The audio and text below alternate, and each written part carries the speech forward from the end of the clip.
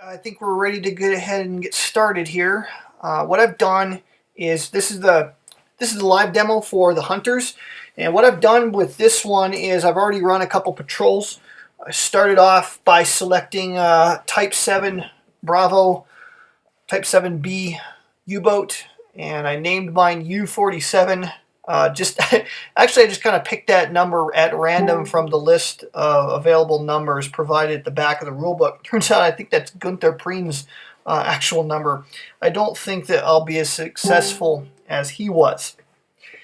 The first thing you do to set the game up is you just get out your U-boat display. You'll get out the combat display. You can pick whatever U-boat you want.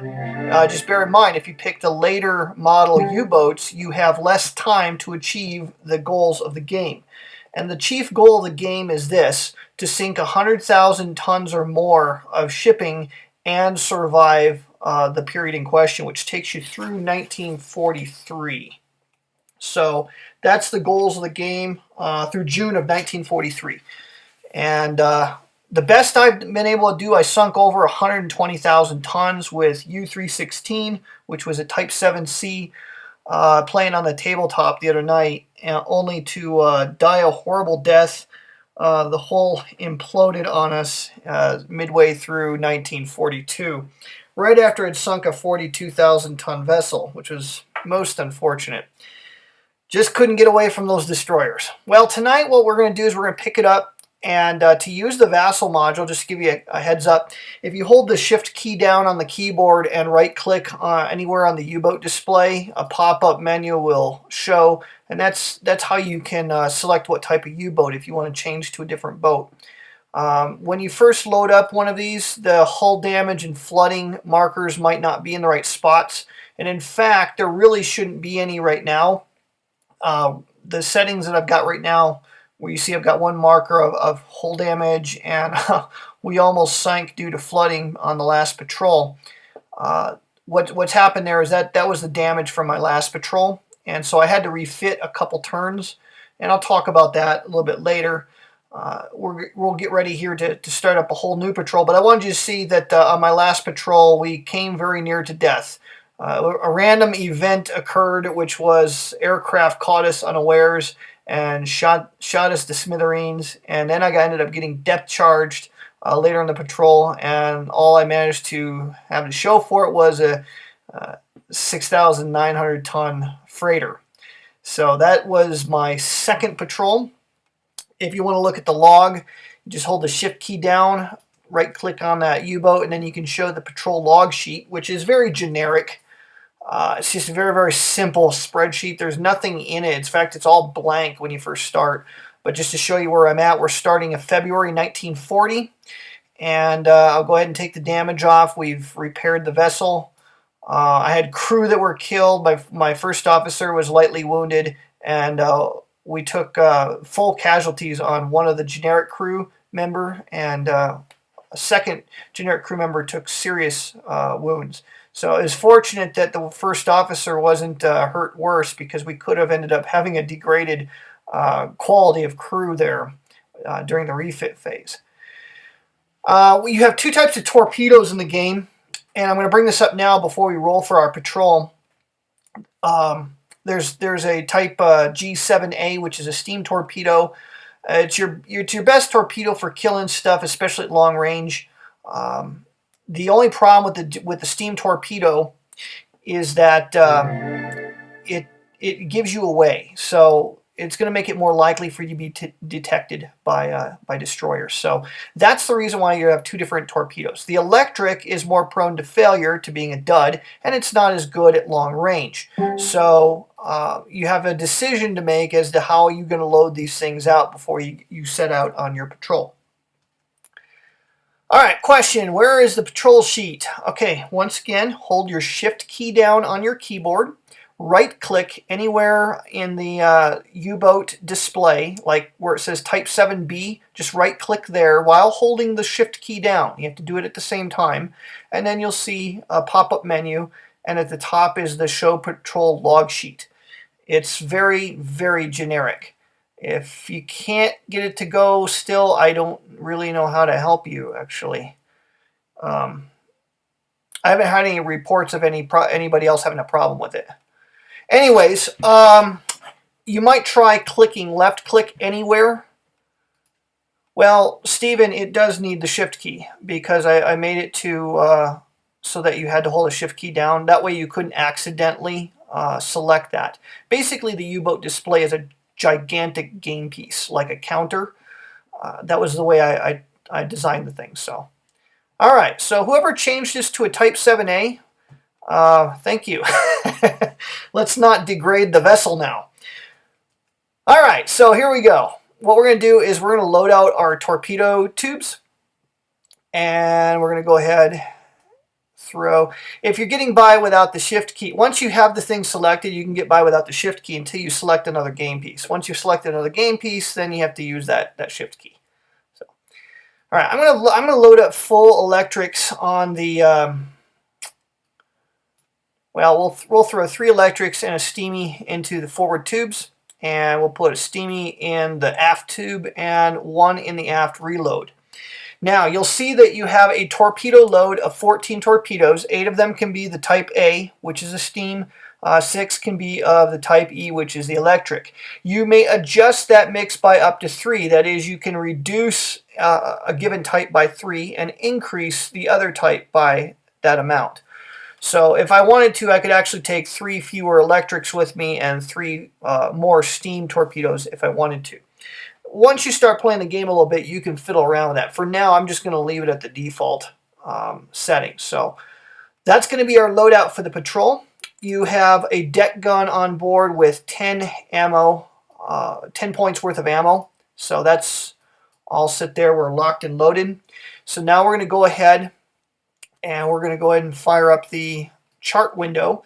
You'll need to do this independently on your display. So on your computer, click the chart window menu up on the toolbar, and that'll bring up the charts for the game. And we're going to look at the P charts, P1 Patrol, from that top menu, from the top tab. So look at P1 Patrol, and we are just starting 1940. I think I said February 1940, so we're still going to be in the top leftmost column. And we're going to throw 2 D6s. The result is very average there. We got a 7, which indicates the British Isles with a superscript 4. If you look at the bottom of your screen, there's a note. Superscript 4 tells us that Type 7D boats treat all normal British Isles as British Isles M, which is a mine-laying operation. So we're not a Type 7D, so we don't have to worry about that footnote. So we're going to go ahead and close the charts. We know that we're targeting the British Isles. And here's how a patrol works. We take our submarine counter from the patrols area on the U-boat display. And right now we were in port. And what we're going to do is we're going to stick ourselves over on the leftmost side of the British Isles. And how a patrol works is really, really simple. When we move the counter to the right into a new box, we roll a die on an encounter table. And we find out if we encounter something. If we do, we resolve the encounter. And typically you're going to resolve the encounter according to what's written on the combat mat, which is on the left-hand side of your screen. That's going to be the most involved part of a patrol, is when you actually encounter something. If you don't encounter anything, then you move to the next box and you roll. The crux of it is you really can only have 1 encounter per box, unless you're on a special mission. So we're going to go ahead, and there's 2 kinds of special missions. Let me just explain that real quick. You'll see that the available patrols for the Type 7B U-boat is we could be in the Atlantic, British Isles, which has an M/A. The M/A stands for the special missions. M stands for mining missions. If you're given a mine mission, you have to unload your forward torpedo and aft torpedo tubes and instead load them with mines. So you're going to go on patrol, but you're going to have fewer torpedo shots. And the patrol will be a success provided that you're able to dump off the mines without getting sunk. So it's a very easy mission to accomplish, but remember, the goal of the game is still to sink enemy shipping, and you don't get credited any tonnage for dropping mines off. So that's what the M stands for. Now, a British Isles A mission means you're dropping off an Abwehr agent.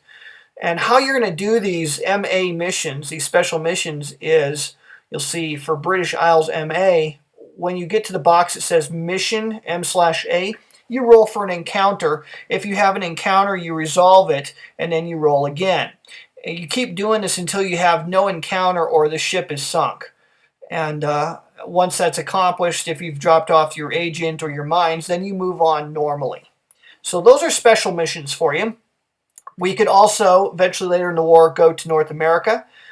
Spanish coast, Norway, Arctic, and the Mediterranean are all places that we can travel to.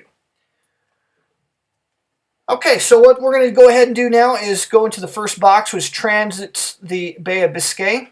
So if you open up the charts again, you're going to look at the E charts using the tab on the top there, and click on E charts, and then there's several E charts. There's E1, E2, E3, E4, and E5. We're going to look at E1, which is encounters. And you'll see that the chart has several different locations on it. Since we're in the Bay of Biscay, we're going to look way down on the bottom where it says Bay of Biscay / Special Missions. There are modifiers for the Bay of Biscay during 1942 and 1943. We're not there, so we're not going to apply any modifiers. We're simply going to roll 2 D6s, and an 8 means there is no result. So pretty much nothing good can happen to you in the Bay of Biscay if you encounter something. So that was a good result for us. Next, we'll move to the next box, which is transit. Now we're going to look at the E1 tables again, but now we're going to look at a table, the column that says transit. It's on the second row of locations on the far right, just to the right of Spanish coast. And again, there's usually nothing good that comes of this. Okay, there's a chance you can encounter a ship, but more often you're going to encounter aircraft.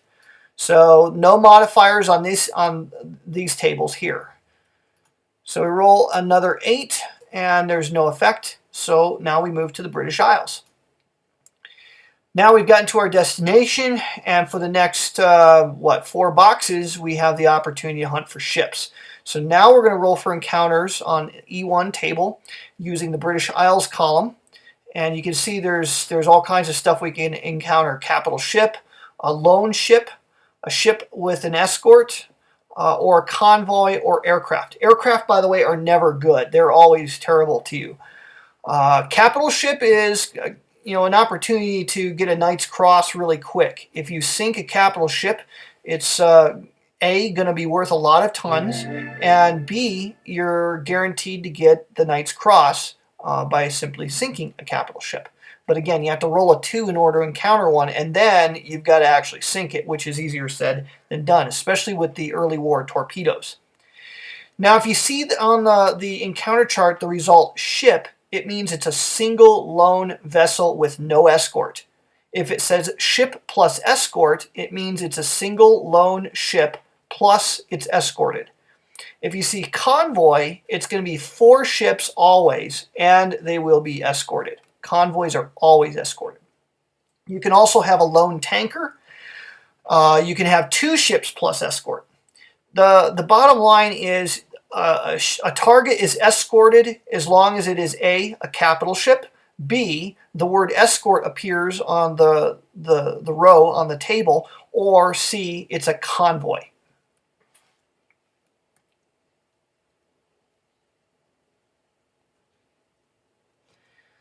Okay, question regarding the capital ships. You know what? It actually says it on the targets themselves if you're going to get a Knight's Cross guaranteed. I thought they all had that little flag on there. I guess they don't.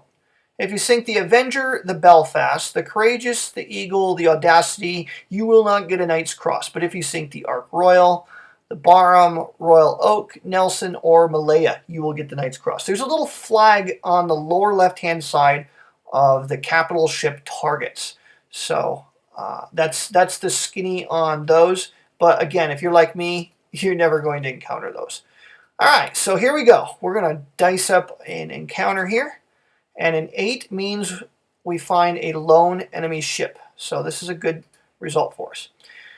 You don't want any escorts. If you don't have escorts, it's just, it's like shooting ducks in a barrel. So, or fish in a barrel or whatever. Anyways, so now we're going to move over to the combat mat. So on your screen, you can go ahead and close out the chart window for now and look at the U-boat combat mat. And the first thing we're going to do is look at the right-hand side of that where there's a series of procedures. We're going to look at step number 1, which is to roll a d6 for day or night. So with a lone enemy unescorted ship, this isn't all that important. So if the ship is escorted, you really want the result to be night and not daytime. Well, as it is, our result is a night encounter. Next, we have to determine the ship size. And so let's go ahead and roll.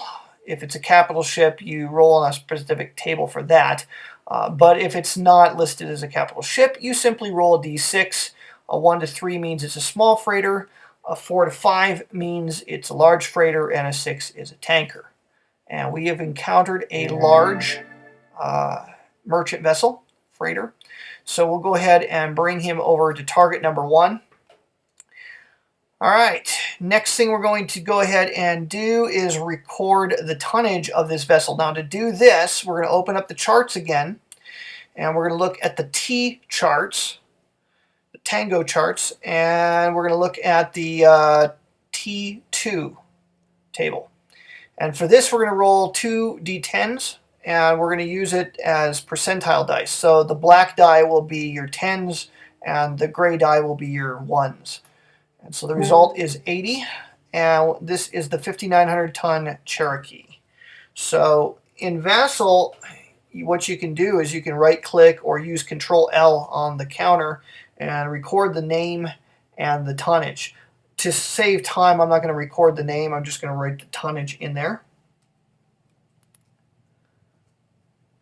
All right, so it's a 5,900-ton vessel. Now, if it is less than 10,000 tons, then it requires, if it's a large freighter and it's less than 10,000 tons, it requires 3 hits to sink. So I'll put it there on the 3 spot on the target 1 column of the U-boat control combat map.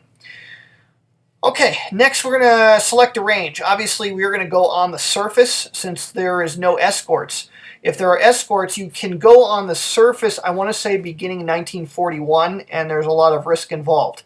The deck gun can only be used if no escorts are present, however. The reason you would go on the surface after 1941, on or after 1941, is because you get a special advantage in shooting off your torpedoes if you surface at night due to superior optics or something like that.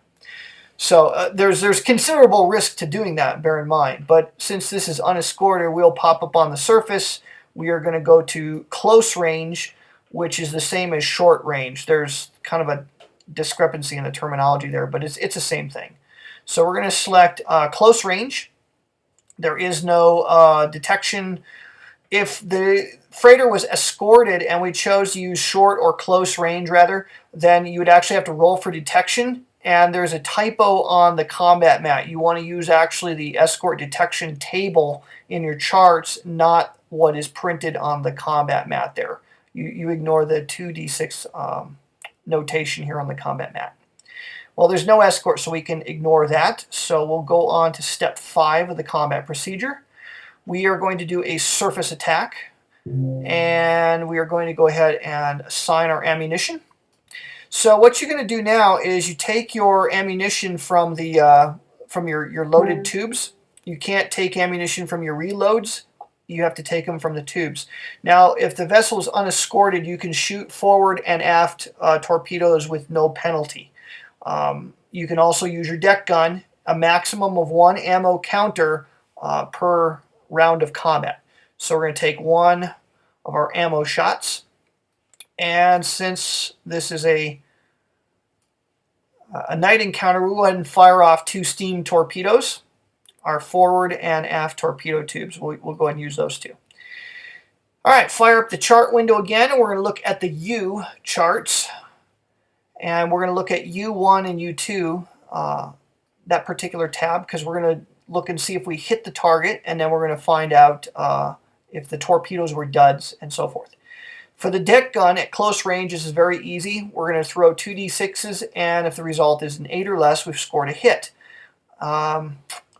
The modifiers, there's no modifiers, I believe, that apply here. The night surface torpedo is something that's, I believe it's only available starting in 1941. I'd have to double check in the rules. We don't have a Knight's Cross with oak leaves. We don't have a green crew. The captain is not wounded. The second salvo torpedo. If the escorts are present and you fire the aft torpedo tube at the same time that you fire the forward torpedo tubes, then there is a +1 modifier for the firing of the aft torpedo only. So that's what that modifier is for, but since this is not escorted, we ignore that. We're not using electric torpedoes, so the 2 modifiers for the G7Es don't apply. And yeah, the captain and the first officer are not seriously wounded, so we go ahead and just roll 2d6s. All right, so for the deck gun, the first result is a hit, and the second one is a hit. So we scored 2 hits, and with the deck gun, if you look at the U3 tab for attack damage, you'll find that the deck gun is always going to provide 1 hit worth of damage guaranteed. So we'll go ahead and roll 1 die for each of those. 6 and a 4. So each of those scored 1 hit. So there's only 1 damage remaining on there. So let's find out what the fate of the torpedo runs were. Going back to the U1 and U2 tab. Torpedo 1, we roll 3, which is a hit, and the second torpedo is a 9, which is a miss. So I'm going to delete the one that missed, and I'll dice for the one that hit. Now we have to find out if the torpedo is a dud. We are in February 1940, so looking at the U2 table, we're going to use the left-hand column, which is for the steam torpedoes, and a 1 or a 2 means it's a dud. And we rolled a 5, which means it's not a dud, so it's going to score at least 1 hit of damage and finish off the freighter. But I'll bring you back over to the U3 tab, and what you would normally do is there's more than 1 damage remaining for the freighter. We'd roll a single die, and a 3 for the torpedo would have scored 2 more hits on them. So we went ahead and sunk this large freighter. How I record this in Vassal is when I'm on patrol, I take the freighters I sunk and I bring them over to my in-port box on the patrol's display of my U-boat. That's basically my penance when I come back into port. All right, I'll delete the other ammo counters, and that will end the engagement basically. We could work through all of the procedures. Sorry, I don't know how long ago my microphone went off, but basically what happened was we sunk the large freighter. Sorry about that. Okay, good. It looked like my mic had switched off. All right, good. So we sunk the freighter, and we could work through the rest of the engagement procedure, but basically that's the end of it. Once all the targets are sunk, it's over. So we slink away, and we go back to the patrol box, and we roll for the next encounter. So we pull up the encounter chart, E1, roll 2d6s, and a 9 I think is going to be a miss in the British Isles. Yep. No effect, so we encounter nothing there. Move to the next box. Roll again, and an 8 I think is a convoy. Nope, 8 is a lone ship once more. Okay, lone ship. It is daytime. And we'll find out what kind of boat it is. It's a small freighter. So we'll bring a small freighter over here. We'll ID it. 68. Looking at the T1 table, 68 is the 3,500-pound Denmark. So that's actually not a bad target.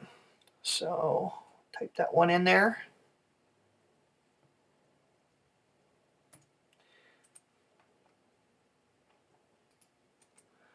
Okay.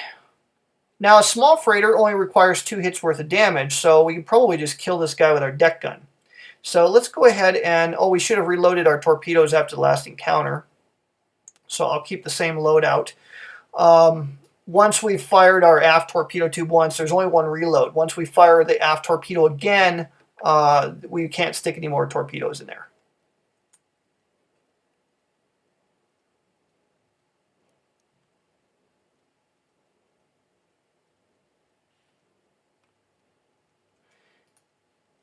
All right, I'm getting an error alert. What did I do wrong?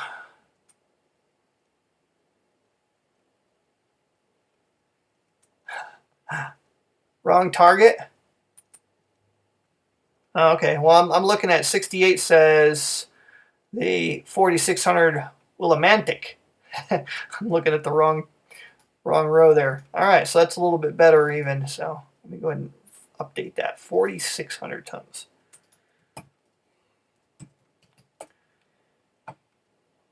Problem with reading stuff off the screen instead of having the charts in front of me. Okay, still only 2 hits to kill him, and we'll go ahead and pop up on the surface, close range. You can basically, you don't surface in the daytime if there's any escorts present. You're not allowed to do that, but you can do that if there's no escorts. So we'll go ahead and pop up on the surface and fire our pop gun at him and hopefully sink him with that. So firing once is a miss, and twice is a hit. Well, that's par for the course. Well, let's see. If I roll a 1, if you look at the U3 table, if I roll a 1, that'll still finish him off. Oh, just missed him. Story of my life. Okay, so what's happened here is we have encountered, we've gone through a single round of combat. Now, we've gone ahead. There's no. If we go through the combat versus ships procedure, the escorts, if there were escorts present, would now attempt detection. There would be possibility if they don't detect me that I could follow and try to take on the damaged target. However, I believe what we have to do here is, because we're dealing with an unescorted vessel and we want to do a second round of combat, we have to roll on the encounter table on a special column to see if an escort does show up. So if you look at the E charts and E1, we're going to look at the column that says additional round of combat, Gibraltar passage. So basically a 5 or more means we'll be good there. There's modifiers of -1 for 1942, -2 for 43, always -2 if you're trying to get around Gibraltar. And we rolled a big fat 11, so we do get an additional round of combat. So we'll go after him again with our deck gun as he tries to skulk away. And we hit him. So that's it. He's gone. So we'll pop him over there, delete our ammo counter, and move on to the next patrol box. Roll for encounter, and another 8, another lone vessel. It will be nighttime, and it'll be another small vessel. So another small freighter. So let's see what this one rolls up for tonnage. 67. Okay, well, that was rather improbable. What's the 5,000 ton something DS?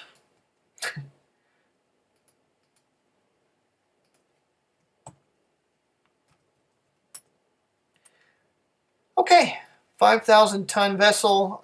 Since we're on our last patrol box, I might as well fire everybody at him, since I don't want to deal with second rounds of combat this time, so I'm going to fire everybody and his brother at this poor 5,000 ton vessel. I got to tell you, this is one of the most successful patrols I've done since the game's arrived. All right, which is, entirely unexpected. Usually I do really bad when I'm playing these demos. So, all right, rolling for the deck gun, miss, and a hit. So I'll just flip that thing over to record the one hit.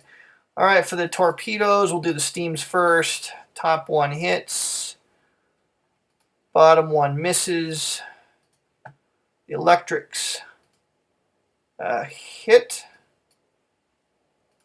a miss, and a hit. All right. Such a small vessel is hard to get all those to hit. Okay, now we got to roll for duds. I've got plenty of torpedoes still in the hopper, and it's very unlikely I'm going to encounter anything in the transit that I can actually shoot at. That's why I fired everything now. Okay, so let's check for duds. it's still 1940.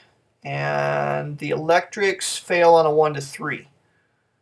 All right, so 2 electrics hit.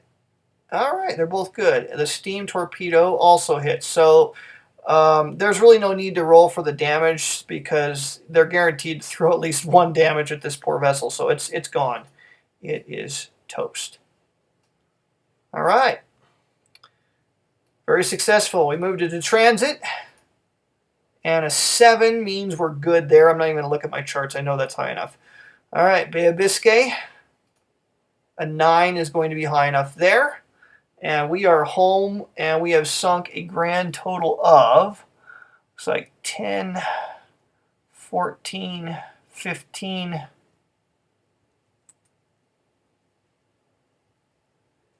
We got about 15,500. Am I counting that right?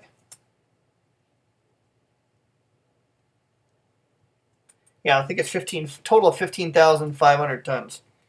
Not bad. Actually, that is one of my best patrols, minus the time I sunk a 42,000 tonner.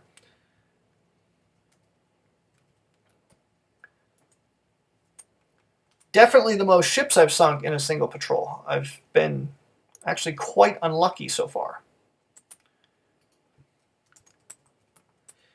Okay, recording success or failure of patrols is important in the game. And a patrol is a success if you come back and you've sunk at least 1 ship. Now, the exception to that is if you were given a special mission, like a mines or to drop off an Abwehr agent. So, in our case here, we sunk 3 vessels, so this was definitely a success. So I record that on my log that it was a success. After your every third successful mission, you get to roll on a table to find out if your crew advances.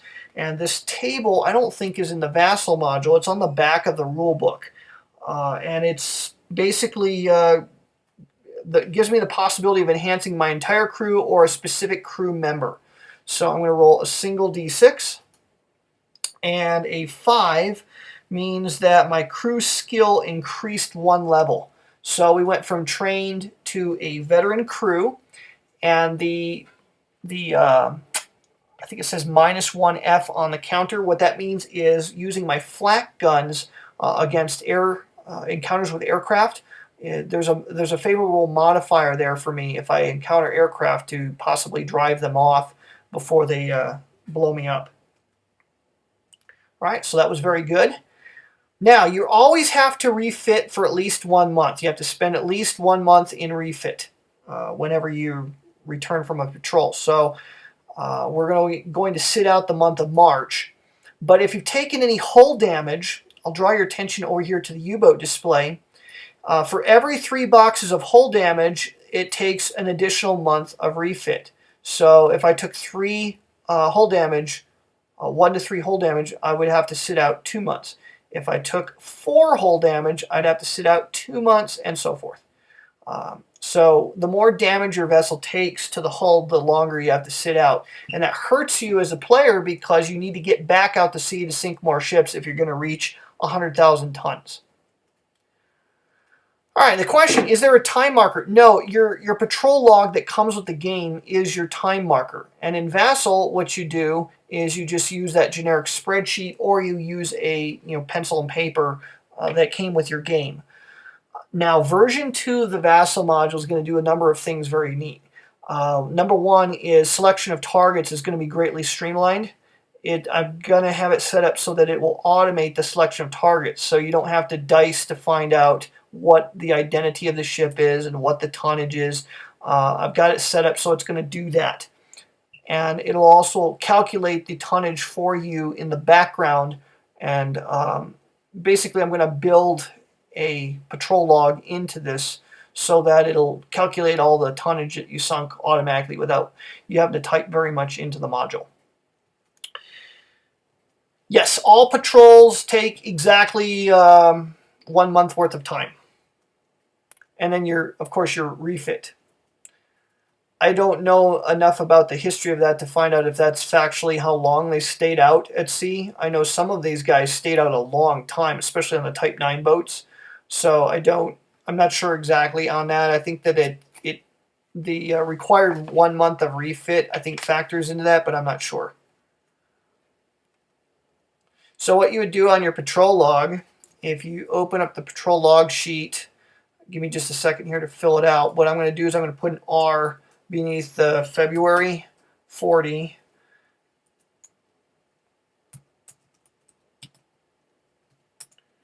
Okay, and then I started a new entry for April 40, and I should probably put British Isles in there.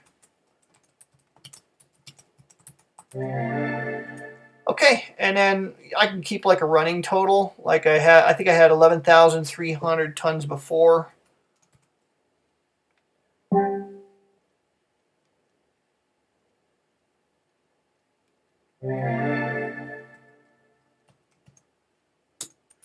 All right, so we're sitting at 26,300 tons.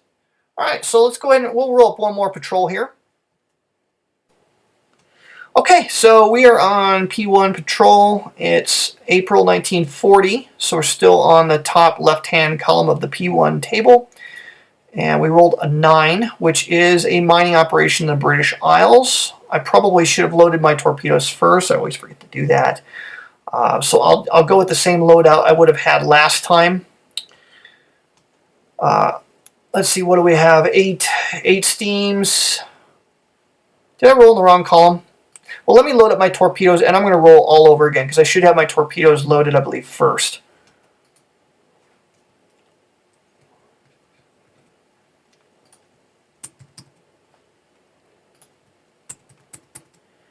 Okay, we're back to 10 ammo for the deck gun. We'll go half and half with steams and electrics in the front. And we'll go with an electric and a steam in the aft and keep the default number of loads. All right, April. Oh, yeah, you're right. I was thinking it was 39 to May 1940. You have to read all the letters. Okay, so let's go ahead and roll the dice. An 8 on that is going to be British Isles again. Okay. Oh, you know what? I forgot. I forgot to do this last time, too. I'll go ahead and do it now, and we'll have to, if I roll badly, we'll have to double, do this again. But one of the advantages to rank is that you can specifically request an assignment, a patrol assignment. So the rank that I'm at right now is, I think, level 2. Give me just a second here. Looking it up in the rule book. Capitan Lieutenant allows the player to request a specific patrol assignment on a 1d6 roll of 1. If this occurs, the player may voluntarily choose his next patrol assignment from the U-boat patrol assignment chart unless permanently assigned to Arctic or the Med. Now, if you get advanced to the next level, which is what? Corvetten Capitan, a 1 to 2 gives you the ability to select your patrol. Fregatten Capitan, 1 to 3 gives you your option, and so forth. Okay, so if I roll a 1, basically I get to select my patrol zone. And I roll a 5, so I don't get to. So we're going back to the British Isles. I'll take my pennants off of the patrol box there, and I'll stick it on this stack. Now, the reason I'm doing that is because for every 10 vessels you sink in a 12-month period, it's a modifier to you getting promoted. So when September of 1940 rolls around, hopefully I'll have more than 10 vessels, so I'll get a favorable modifier on my promotion. Okay, we'll start the British Isles again. We will go to... you only get promotion every 12 months. So I started in September of 39, so I don't get to check until September of 40, and then again in September 41, and so forth. Okay, so British Isles. We're in the Bay of Biscay. An 8 is good. Transit. 3 is going to be aircraft. Oh no, here we go. All right, buckle up, ladies and gentlemen. We have an aircraft encounter. I'm almost certain of it. Yes, a 4 or less is aircraft. All right, well, here's what's going to happen. We're going to look at the E3 table, escort air attack chart. And no, that's not the right one. Hang on a second. Where is it? I think it might be... because there's a chance I might crash dive. Where is that table? Is it A1? Ah, there it is, A1. It's the A charts. Sorry, guys. A1 encounter, aircraft encounter. We have this new veteran crew, so if we have to shoot our flak guns, we'll have an advantage there. But all the other modifiers, I think, are no-go. It's 1940, so we don't get the +1, and it's not 42 yet. So there's really no modifiers on here that will apply. So we're going to roll 2 dice. If we roll a 6 or more, we successfully crash dive and avoid the aircraft. And we roll a 6. Whew, all right. Klaxons are sounding, and we dive. All right, so we got out of that jam. Off to the British Isles, and we roll a 6, which is going to be a ship plus an escort. All right, so let's go ahead and add an escort there. Find out what kind of time of day it is. It's going to be night. All right, we're going to find out what kind of ship it is. It will be a large freighter.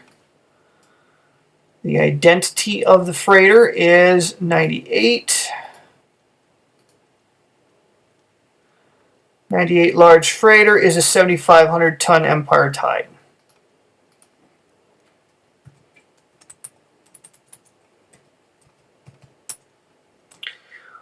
Okay, now I don't have to attack this. Here's where decision making comes into the game. I don't have to attack this. Is it worth the punishment that I'm going to endure from the escort if I attack this thing? That's the question. It is a 7,500 ton vessel, so I will go ahead and risk it. If it was daytime during step 3, since this is an escorted situation, we haven't encountered this yet, let me walk you through.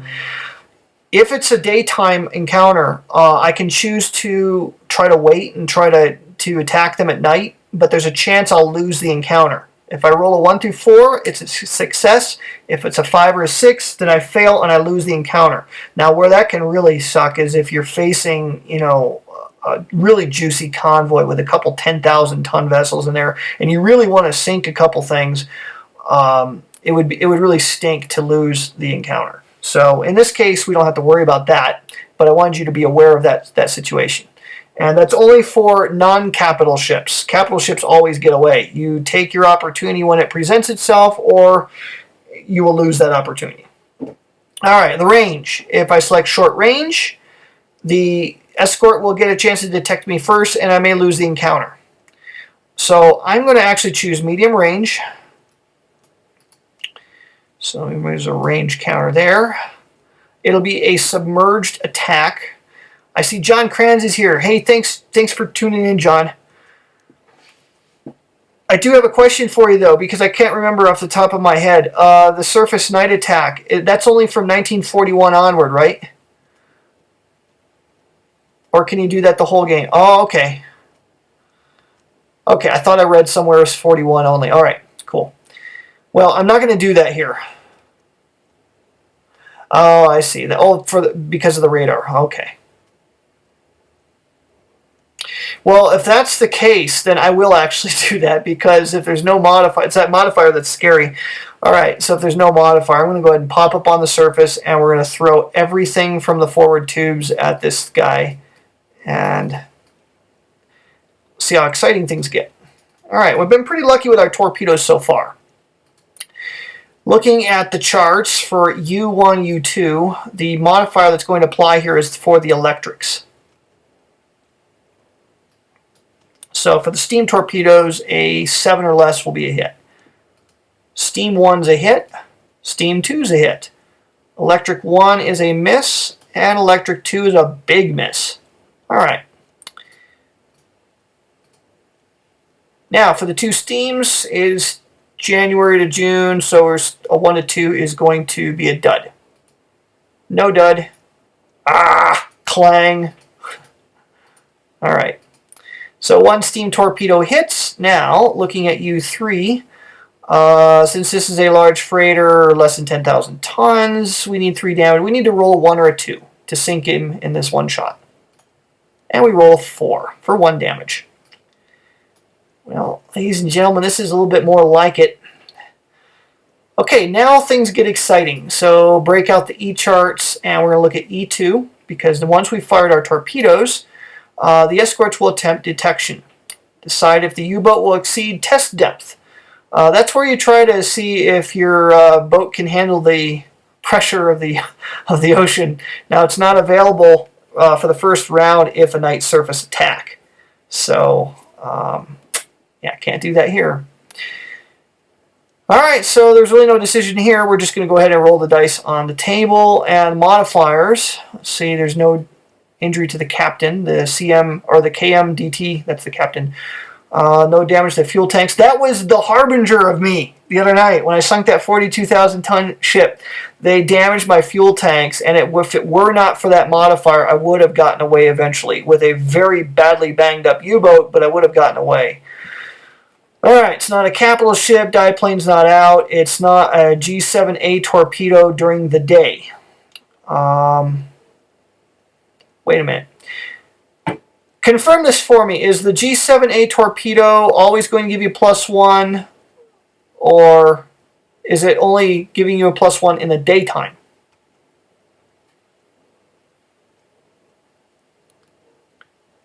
I suddenly went, I don't remember. In the module it says G7A torpedo / day. I think that's if you fired a G7A, you're going to get the +1 whether it's day or night. Oh, okay. It's only in the daytime. Okay, well that's good.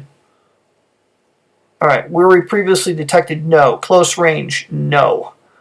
Night surface attack 41+? No. Forward and aft, we didn't. Probably should have. No wolf pack. We're not a part of a wolf pack.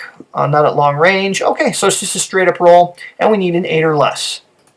And we rolled a 5, so we get away. All right, so if U-boat is detected, we would go to step 10, but it's not, and was never detected, so we go to step 9. If all targets sunk, the encounter ends. If any targets were damaged, U-boat may automatically follow for an additional round of combat. We're going to do that. If following, determine if the targets are still escorted. There's a chance the escort will just move on. So if I roll a 1 through 4, it's still escorted. A 5 to 6, the escort leaves. Hey, how about that? The escort takes off. Suckers. All right. Well, that was about the best possible result we could have gotten there. So let's go ahead and lock and load back up here. We'll throw steam torpedoes in the forward tubes. And now, let's see here. It's unescorted. If unescorted, decide which straggler damage.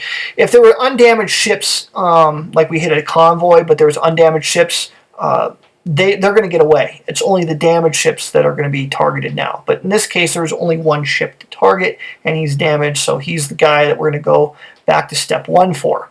So we'll see if the time changes. Not that it really matters here. It's daytime. We're going to close to close range.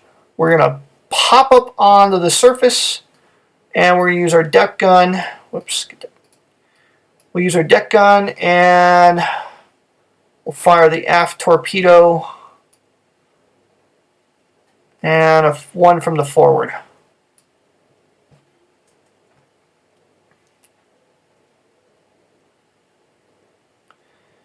Okay, so let's go ahead and fire the gun. There's a hit. Fire them again. Yep, that'll do it. So what happens with the torpedoes is really irrelevant, so we'll just go ahead and delete them. Alright, so we sunk a 7,500 tonner. That ends the encounter, and we move now to the next box of the British Isles. And 6, I think, is the same thing, isn't it? Let's see here. Encounter 1, 6 is ship plus escort. Alright, well, let's see what time of day it is. Oh, John, I didn't know you could do that. I thought you had to pre-designate up front. Well, that's the case, then I'll load that bad boy up. I didn't know. Ah, that's right. I forgot. That's right. When it's unescorted, you get a little more wiggle room. Okay, cool. All right, let's see what we got here. If it's day or night, it's nighttime. That's good. Target will be a small freighter. Its identity is going to be 81. The 7, well, that's not the right table. 81 is the 1,100-ton Viking escorted. I don't think so. So let's move on to the next box. Keep rolling the dice. All right. 10. Back to the E-charts. 10's a convoy. Okay, that's... All right, so this is our first convoy. This is a good place to insert this. It's going to be escorted. And what I'm going to do is I'm going to roll 4 dice for the... Well, let's roll for the day or night. It's going to be daytime. Crap. All right, now we got 4 ships in the convoy. So let's roll for those. Small, small, small, large. All right. All right, well, small, small, small, large. It doesn't sound like a Wargaming t-shirt order. All right, now let's find out what these guys are. We'll start with the small ships.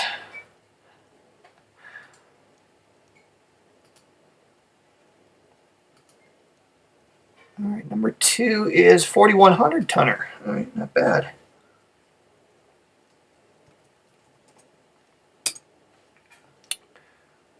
Okay, next one, 27 is 3,100 tons.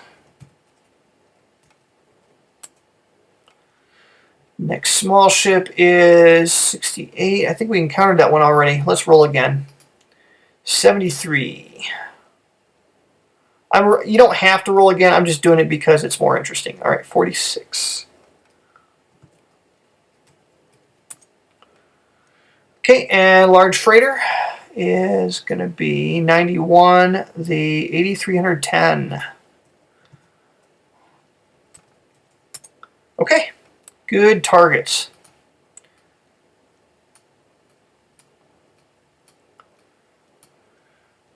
All right, again, I'm not going to use close range. Where I would use close range in this kind of a situation would be is if I had modifiers that were really in my favor, like Wolfpack modifier, I might risk that. But I'm going to go ahead and go with medium range. And actually,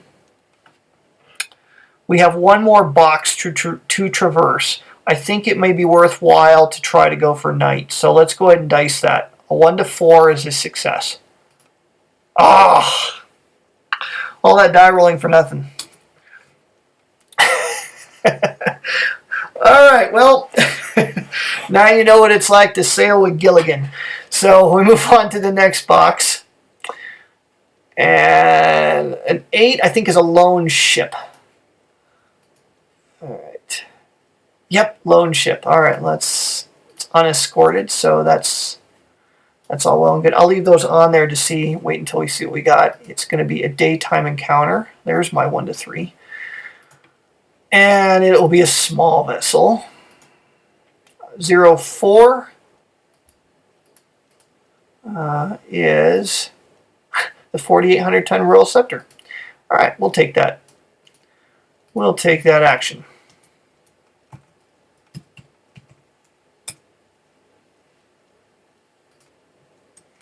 Yeah, we're going to use the deck guns, but yeah. Here we go. 7, 6, bye-bye. Dang, that was easy. All right, so off to the transit. And we're good there. All right, Bay of Biscay.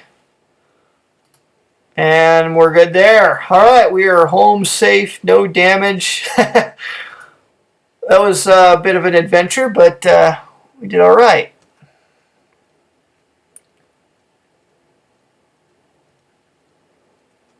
12,300 tons.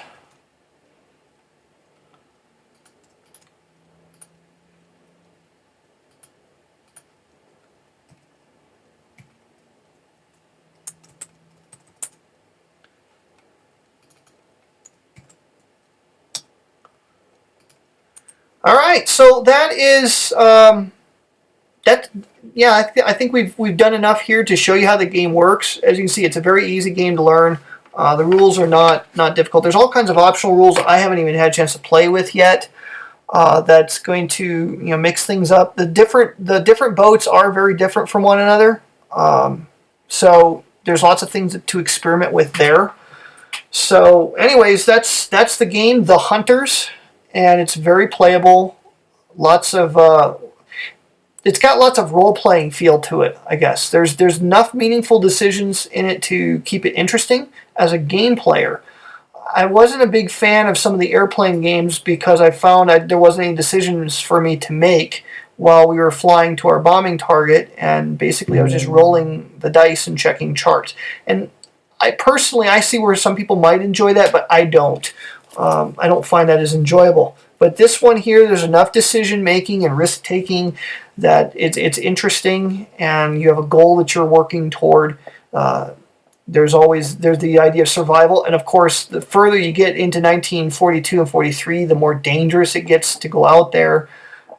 So lots of neat stuff in this game. It's very small tabletop footprint. I think I said this in the box opening video, but I mean, you could play this on your desk at a in a motel if you're on a road trip or something, and sometimes you're stuck in a motel at a conference or something with nothing to do. This is definitely something that can fit in the box, and the cardboard is sturdy enough on this thing to survive the baggage handlers at the airport. So TSA might want to confiscate that box, so I think it could constitute a weapon. All right, so there you go. That's The Hunters, and good luck. Happy sailing. Yeah, I'm really surprised I survived the demo. In fact, I started up a new career for this demo because I didn't want to ruin my other career I've got going.